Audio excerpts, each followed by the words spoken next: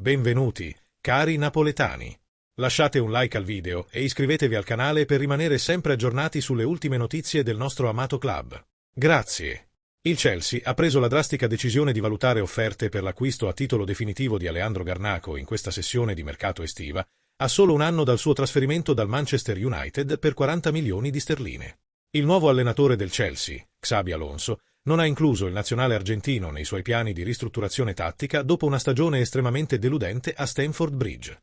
La dirigenza del club ha preso una posizione ferma e ha chiarito agli agenti internazionali che prenderà in considerazione solo offerte per un trasferimento a titolo definitivo, rifiutando categoricamente qualsiasi prestito o accordo temporaneo per la prossima stagione in Inghilterra.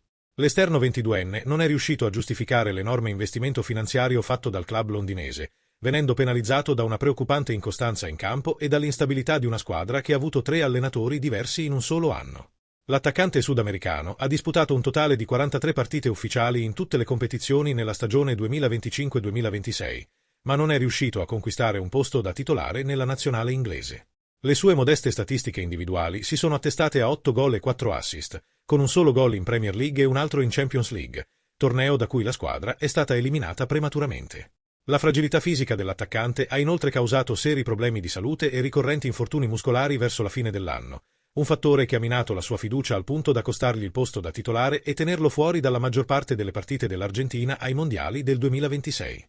Senza la partecipazione del Chelsea alle competizioni continentali la prossima stagione, Alonso ha bisogno di ridurre il monte ingaggi della prima squadra e ha già autorizzato importanti cessioni, come quelle di Marc Cucurella e Andrei Santos, per dare una nuova direzione al club.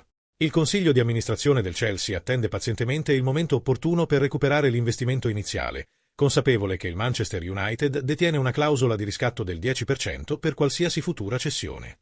Nonostante l'evidente calo di valore nel calcio inglese, il valore di mercato e la reputazione dell'abile attaccante rimangono altissimi negli uffici dei principali club italiani. Napoli, Juventus e Milan stanno monitorando attentamente la sua situazione contrattuale, apprezzandone l'innegabile potenziale offensivo e la giovane energia. Inoltre, la Roma è emersa nelle ultime ore come una delle principali parti interessate, avendo esplorato i canali burocratici per proporre un prestito formale, immediatamente respinto dal consiglio di amministrazione del Chelsea. Lo staff tecnico del Crystal Palace non ha fretta di cedere il suo giocatore di punta in perdita all'inizio di luglio, fiducioso che, con il passare delle settimane, si svilupperà un'accesa asta, con un conseguente aumento delle offerte scritte. I consulenti sportivi del club ritengono che il contratto dell'esterno, che include un accordo a lungo termine originariamente firmato fino a giugno 2032, dia alla dirigenza una solida posizione nel definire il prezzo richiesto. Il giocatore è già pienamente consapevole di non essere più intoccabile nello spogliatoio, pertanto i suoi rappresentanti non si opporrebbero a un trasferimento definitivo per rilanciare la sua carriera nell'elite del calcio europeo.